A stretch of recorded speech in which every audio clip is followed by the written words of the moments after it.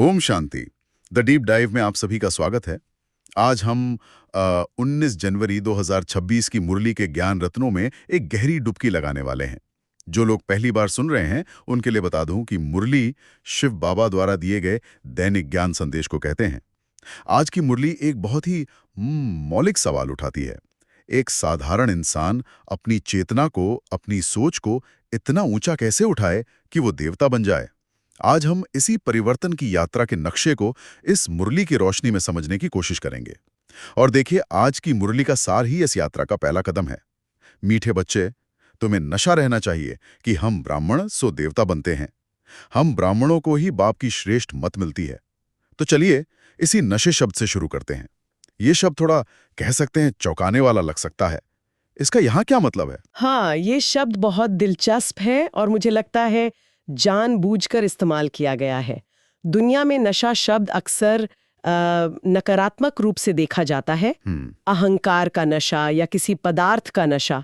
लेकिन यहाँ बाबा इसे एक बहुत ही सकारात्मक और शक्तिशाली अर्थ दे रहे हैं। ये अपने सर्वोच्च आत्मसम्मान का, अपने दिव्य भाग्य का नशा है। अच्छा। आधुनिक मनोविज्ञान में एक कॉन्सेप्ट है सेल्फ एफिकेसी। ये उससे काफी मिलता जुलता है।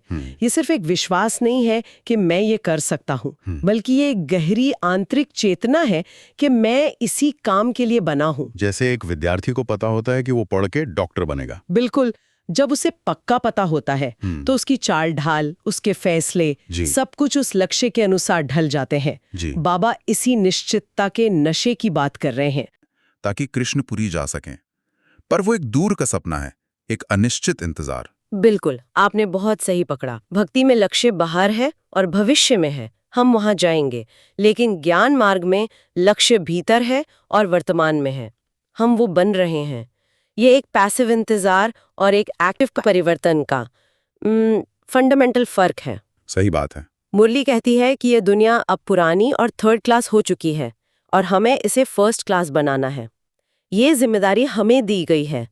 ये इंतजार करने का नहीं, बल्कि रचने का ज्ञान है। तो ये लक्ष्य तय हो गया, लेकिन इस महान लक्ष्य को पाने के लिए ऊर्जा कहाँ से आएगी? मुरली में एक प्रश्न है जो इसी ऊर्जा के स्रोत की तरफ इशारा करता है। जिनका न्यू ब्लड है, उन्हें कौन सा शौक और कौन सी मस्ती होनी चाहिए? ये न्यू ब्लड या नया खून किसे कहा गया है? देखिए, यहाँ न्यू ब्लड का इशारा युवाओं की तरफ है और खास तौर पे कन्याओं की तरफ। अच्छा। और उन्हें जो शौक और मस्ती रखने के लिए कहा गया है वो है इस पुरानी आयरन एज दुनिया को बदलकर नई गोल्डन एज दुनिया बनाने का। बाबा एक तरह से कह रहे हैं कि जिनमें युवा ऊर्जा है, उन्हें दुनिया के सबसे बड़े प्रोजेक्ट विश्व परिवर्तन का शौक होना चाहिए। उन्हें भाषण करने में, ये ज्ञान दूसरों को समझाने में मस्ती आनी चाहिए। ये कोई बोझ नहीं, बल्कि एक आनंददायक खेल जैसा लगना चाहिए। और ये कन्याओं पर ये विशेष ध्यान देना, ये उस समय के लिए कितना क्रांतिकारी विचार रहा होगा। अक्सर तो आध्यात्मिक नेतृत्व पुरुषों तक ही सीमित देखा जाता था। सही बात है, लेकिन यहाँ तो बाबा कह रहे हैं कि ज्ञान अमृत का कलश पहले माताओं पर रखा जाता है। कन्याओं को माता गुरु बनने की संभावना दिखाई जा रही है। ये असल में आध्यात्मिक जिम्मेदारी का लोकतंत्रीकरण है। बाबा इसे किसी लिंग, उम्र या सामाजिक पद तक सीमित नहीं रख रहे हैं। वे कह रहे हैं कि जिसमें पवित्रता और सेवा का उत्साह है, वो नेतृत्व कर सकता है। और मुरली में ये भी कहा है कि जगत अम्बा ही फिर राजराजेश्वरी बनती है। हाँ, तो ये भविष्य की बागडोर सीधे सीधे स्त्री शक्ति के हाथों में सौंपने जैसा है। ये सिर्फ एक आध्यात्मिक बिंदु नहीं है, ये एक बहुत बड़ा सामाजिक संदेश भी है। ये कह रहा है कि जिनमें संभालने की, पोषण देने की और ज्ञान धारण करने की शक्ति है, वही असली लीडर हैं। तो लक्ष्य है देवता बनना और ऊर्जा है सेवा का शौक और मस्ती। लेकिन इस रास्ते में सबसे बड़ी रुकावट क्या है? मुरली साफ कहती है कि माया बहुत बड़ी दुश्मन है और बाप को भूल जाने से ही गिरते हैं। ये भूलना तो बहुत स्वाभाविक मानवीय कमजोरी है। रोजमर्रा की जिंदगी की भागदौड़ में ये ऊंचा लक्ष्य याद कैसे रहे? हाँ, ये बहुत बड़ा सवाल है। और यहीं पे मुरली एक बहुत ही व्यवहारिक, एक अनोखी युक्ति बताती है, एक तस्वीर बनाने की, जिसमें सबसे ऊपर शिव बाबा, बीच में अपनी राजाई का भविष्य का चित्र और नीचे अपना वर्तमान साधारण चित्र हो। इसे अपनी दुकान में या जेब में रखने का सुझाव दिया गया है। ये सुनने में तो बहुत सरल लगता है, लेकिन क्या केवल एक तस्वीर पास रखने से मन के गहरे संस्कार बदल सकते हैं? देखिए, ये युक्ति सरल दिखती है, पर ये बहुत गहरी है। ये एक तरह का विजुअल एंकर या कह सकते हैं न्यूरोलिंग्विस्टिक प्रोग्रामिंग का टूल है। अच्छा। हमारा दिमाग शब्दों से ज्यादा तस्वीरों से सीखता है। तो ये तस्वीर 3 चीजें एक साथ करती है। पहला, ये याद दिलाती है कि हमारा स्रोत कौन है, शिव बाबा। दूसरा, ये याद दिलाती है कि हमारी मंजिल क्या है, राजाई स्वरूप।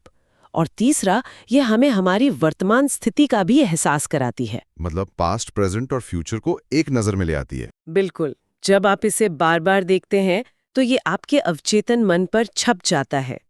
फिर जब कोई मायावी या नकारात्मक विचार आता है तो ये तस्वीर एक ढाल की तरह काम करती है।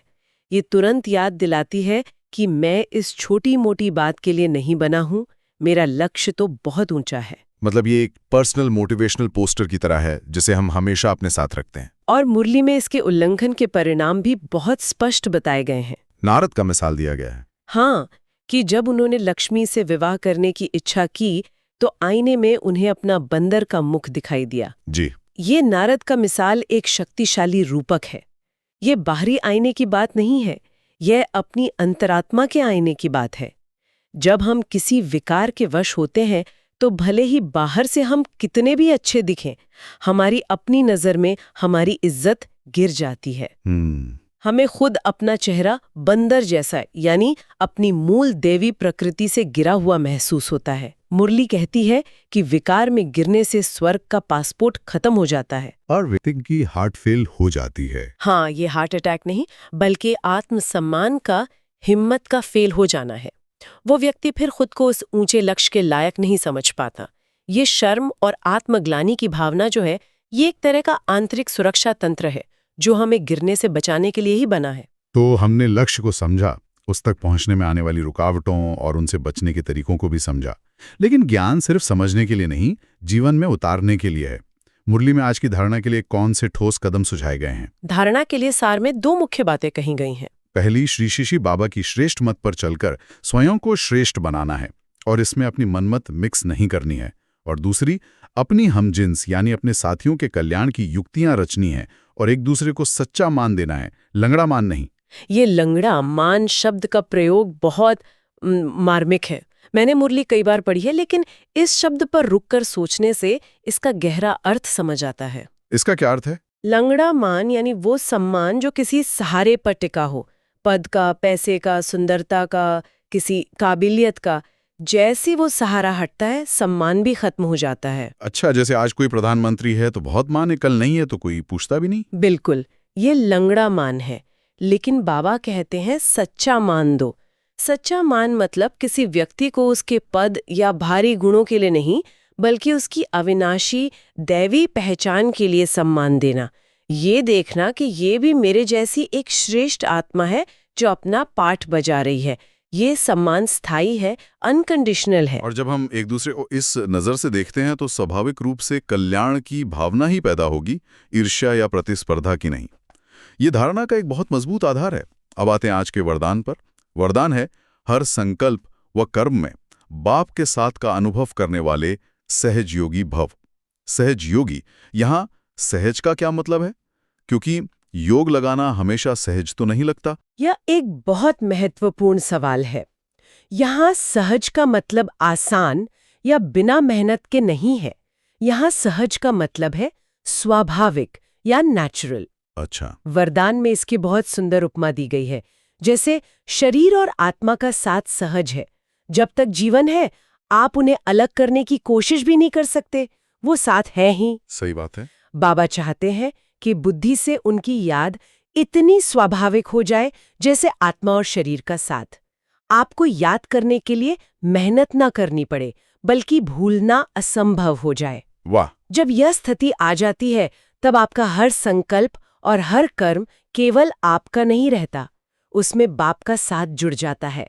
और ऐसा योगी और सहयोगी शक्तिशाली बन जाता है, क्योंकि वह अकेला नहीं है। ये तो पूरी चेतना का ही बदलाव है। और आज का स्लोगन भी इसी बदलाव को एक और दिशा देता है। समस्या स्वरूप बनने के बजाय समस्या को मिटाने वाले समाधान स्वरूप बनो। हम अक्सर ये गलती करते हैं। समस्या के बारे में सोचते सोचते हम खुद ही चिंता और परेशानी का स्वरूप बन जाते हैं। बिल्कुल। ये हमें कर्ता की स्थिति में लाता है। जब हम समस्या स्वरूप होते हैं तो हम परिस्थितियों के शिकार होते हैं, विक्टिम मोड में होते हैं। लेकिन जब हम समाधान स्वरूप होते हैं तो हम सिचुएशन के मास्टर बन जाते हैं। हमारा ध्यान ये क्यों हुआ से हटकर अब क्या किया जा सकता है पर चला जाता है। हाँ, समाधान स्वरूप आत्मा हर चुनौती को एक अवसर के रूप में देखती है, अपनी आंतरिक शक्तियों को प्रयोग करने का एक मौका।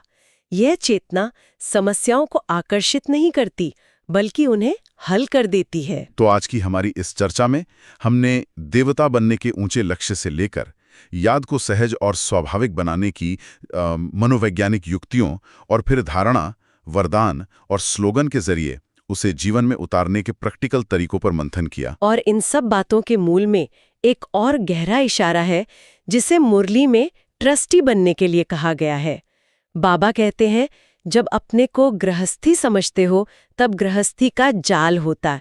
गृहस्थी बनना माना जाल में फंसना। ट्रस्टी अर्थात मुक्त की जड़ पर प्रहार करती है। लेकिन गृहस्थी में रहते हुए ट्रस्टी बनना बहुत मुश्किल लग सकता है। क्या मुरली इस पर कोई व्यवहारिक मार्गदर्शन देती है कि रोजमर्रा के मोह और जिम्मेदारियों के बीच इस चेतना को कैसे बनाए रखें?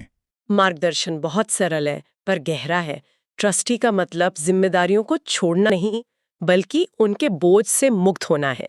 एक केयरटेकर बंगले की देखभाल मालिक से भी अच्छी तरह कर सकता है, लेकिन उसे रात को नींद अच्छी आती है क्योंकि उसे पता है कि बंगला उसका नहीं है। सही उदाहरण। ट्रस्टी बनकर हम हर जिम्मेदारी को एक सेवा की तरह निभाते हैं, बोझ की तरह नहीं। हम ये समझते हैं कि ये परिवार, ये शरीर, ये धन सब बाबा की अमानत है जो मुझे सेवा के लिए मिली है। जैसे ही ये भावना आती है, चिंता और डर खत्म हो जाते हैं, क्योंकि मालिक कोई और है। आप सिर्फ अपना कर्तव्य पूरी ईमानदारी से निभाते हैं। यही जीवन में रहते हुए जीवन से मुक्त होने की कला है। तो आज की इस चर्चा से हम सभी एक विचार लेकर जा सकते हैं।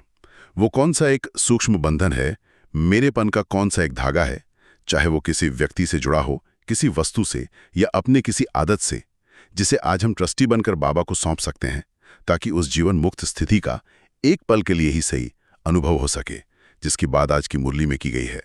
ओम शांति।